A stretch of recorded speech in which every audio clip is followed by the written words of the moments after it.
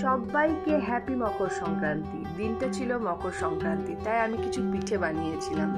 লাইফে first time একা হাতে পিঠে বানালাম। মাকে নিয়ে অনেকবার সঙ্গে নিয়ে বানিয়েছি, কিন্তু ফার্স্ট টাইম লাইফে একাই বানিয়েছি। দেখো কতটা বানাতে পেরেছি, তোমরা কমেন্টে বলো। এই পিঠেগুলো সব বরের জন্য বানিয়েছি, মিষ্টি পিঠে। তারপর গরম জলটা ফুটে উঠতেই জলের মধ্যে সব পিঠেগুলো দিয়ে দিলাম সেদ্ধ হওয়ার জন্য। সেদ্ধ হতে হতে দেখছি বাড়িতে তো গুড় নেই, যেহেতু ব্যাঙ্গালোরে এখানে এরকম গুড় পাওয়া যায় না, তাই আমি এই জাগরি পাউডারগুলোকে গরম করে গরম জলের মধ্যে দিয়ে একটু গোলা গুড় বানিয়ে নিয়েছিলাম। তারপর তেলে জিরে আর শুকনো লঙ্কা দিয়ে পিঠেগুলো ভালোভাবে নুন আর চিনি দিয়ে ভালোভাবে একটু ভেজে নিয়েছিলাম। পিঠেগুলোকে কড়া কড়া ভেজেছিলাম এই কারণ কড়া কড়া ভাজা পিঠে খেতে আমার খুব ভালো লাগে।